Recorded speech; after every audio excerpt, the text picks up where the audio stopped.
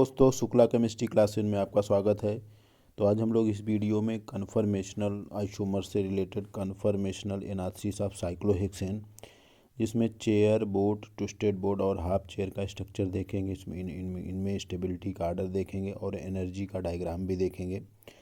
तो जैसा कि आप लोग को मालूम है कि जब बेयर स्ट्रेन थ्योरी आया था तो Baeyer strain theory mostly planar molecule के लिए था, लेकिन कुछ ऐसे मालिक्यूल थे जो नॉन प्लेनर होने के बावजूद भी एग्जिस्ट करते थे। तो सॉक्से और मोहर ने, दो वैज्ञानिकों ने इनको एक्सप्लेन किया था।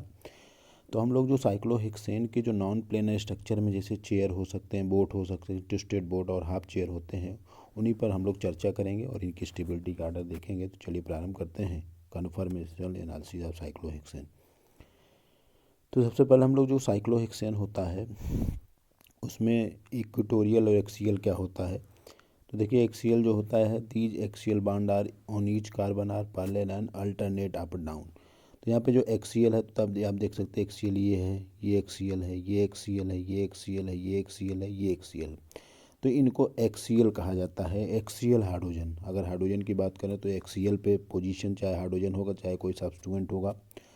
और जो ये एक्सियल हैं तो इनके बगल में इक्वेटोरियल, ये एक्सियल है तो इनके बगल में इक्वेटोरियल, ये एक्सियल है तो इनके बगल में इक्वेटोरियल, ये एक्सियल है तो इधर इक्वेटोरियल, ये एक्सियल, ये इक्वेटोरियल, ये इक्वेटोरियल सॉरी एक्सियल, तो ये इक्वेटोरियल।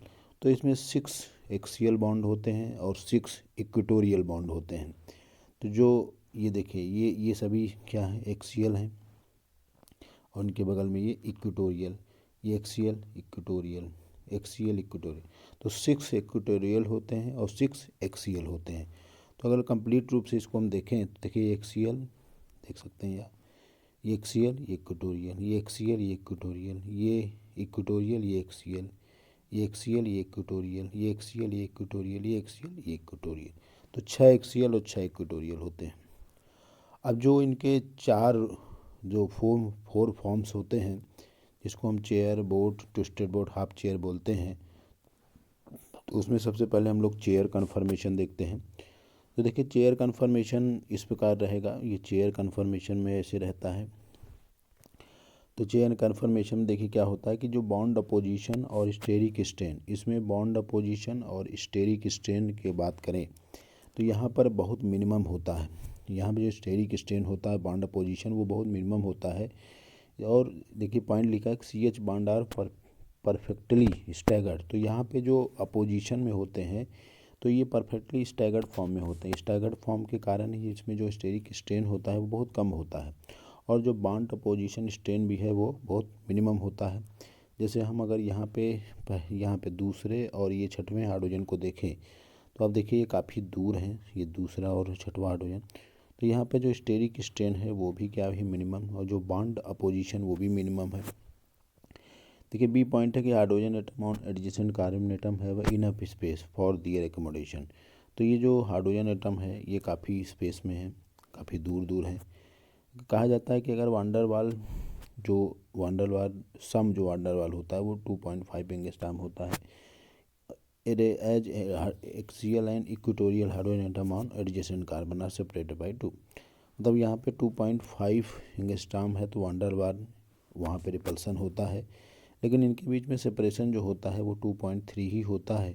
इसीलिए यहाँ पे स्टेरिक स्ट्रेन जो है कम पाया जाता है और बॉन्ड अपोजिशन स्ट्रेन भी मिनिमम होता है। इसीलिए सभी कन्फर्मेशन में ये चेयर कन्फर्मेशन सबसे स्टेबल होता है। अब अगला हम लोग बोर्ड कन्फर्मेशन देखते हैं। तो बोर्ड कन्फर्मेशन में 2 प्रकार का स्ट्रेन पाया जाता है। एक पाया जाता है बॉन्ड अपोजिशन स्ट्रेन। यहाँ पे जो बॉन्ड अपोजिशन मतलब यहाँ पे जो CH बॉन्ड है वो सेम साइड में होते हैं, मतलब इक्लिप्स फॉर्म में होते हैं। तो इक्लिप्स फॉर्म के कारण, तो यहाँ पे इक्लिप्स फॉर्म है तो इक्लिप्स फॉर्म के कारण यहाँ पे जो बॉन्ड का बीच में जो रिपल्सन है वो ज़्यादा है।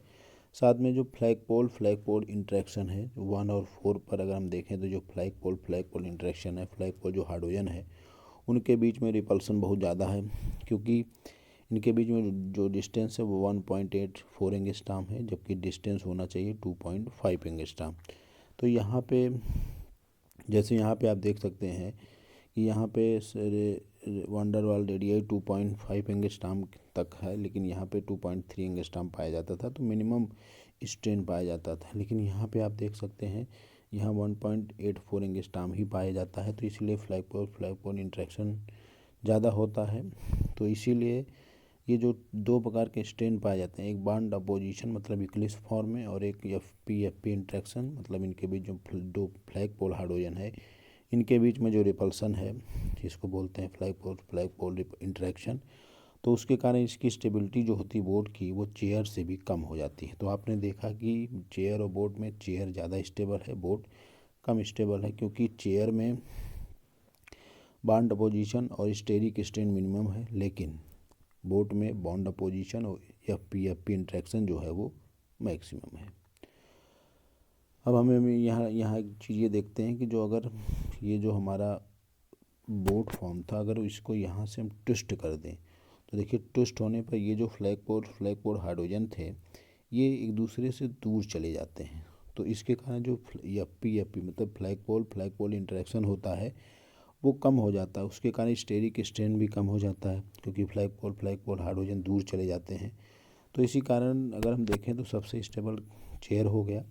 तो बोट और ट्विस्टेड बोट में ये जो ट्विस्टेड बोट होता है, चूँकि इनके जो फ्लैगपोल हाइड्रोजन है वो दूर चले जाते हैं, तो इनके बीच में जो स्टेरिक स्ट्रेन होता है वो कम हो जाता है, तो इसीलिए सबसे स्टेबल चेयर फॉर्म होता है, फिर ट्विस्टेड बोट होगा, और ट्विस्टेड बोट के बाद बोट होता है, और हाफ चेयर जो सबसे कम स्टेबल होता है, क्योंकि हाफ चेयर मतलब ये सबसे कम स्टेबल है, क्योंकि आप देख सकते हैं लिखा है कि C1 एंड C4 ये जो 1 और 4 chair conformation is brought in average plane of ring.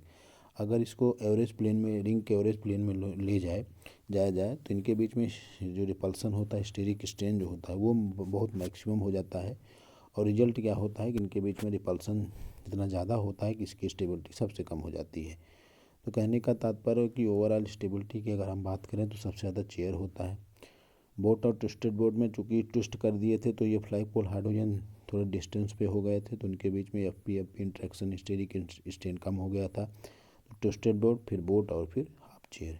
तो ये स्टेबिलिटी का ये आर्डर है, एग्जाम में बहुत पूछा था। अब देखिए कंसेप्ट ये भी है कि स्टेबिलिटी जो होती है वो एनर्जी के इन्वर्सली प्रोपोर्शनल, मतलब जिसकी एनर्जी ज़्यादा होती है उसकी स्टेबिलिटी कम होती है, और जिसकी स्टेबिलिटी ज़्यादा है उसकी एनर्जी कम होती है। ऐसा मतलब स्टेबिलिटी ज़्यादा तो एनर्जी कम, स्टेबिलिटी कम तो एनर्जी ज़्यादा, इन्वर्सली रिलेशनशिप होता है। तो उसके आधार पर हम यहाँ देख सकते हैं। तो ये जो ग्राफ है देखिए पोटेंशियल एनर्जी कन्फर्मेशन के बीच में ग्राफ खींचा गया है। तो जो चेयर है उसकी एनर्जी सबसे कम है।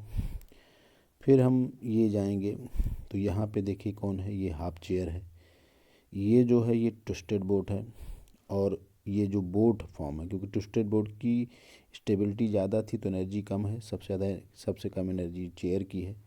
उसके बाद बोट फॉर्म की है लगभग देख सकते हैं 30 किलो जूल पर मोल, और सबसे ज़्यादा एनर्जी है हाफ चेयर की, क्योंकि हाफ चेयर की एनर्जी सबसे ज़्यादा है और स्टेबिलिटी सबसे कम है। तो आप यहाँ देख सकते हैं कि सबसे कम एनर्जी चेयर की है। फिर आप देखिए हाफ चेयर जिसकी 45 किलो जूल पर मोल है। फिर ट्विस्टेड बोट की मतलब पहले पर ये है, दूसरे पे ये है, और तीसरे पर 30 किलो जूल पर मोल बोट की है, ये देख सकते हैं। और सबसे ज़्यादा एनर्जी हाफ चेयर है, क्योंकि हाफ चेयर सबसे कम स्टेबल होता है। तो आज हम लोगों ने इस वीडियो में जो कन्फर्मेशन एनालिसिस ऑफ साइक्लोहेक्सेन होता है उस पर चर्चा किया। इसमें चेयर, बोट, ट्विस्टेड बोट और हाफ चेयर में कौन ज़्यादा स्टेबल होता है और इसकी एनर्जी का आर्डर। तो शुक्ला केमिस्ट्री क्लासेस को लाइक कीजिए और सब्सक्राइब कीजिए और शेयर कीजिए। धन्यवाद।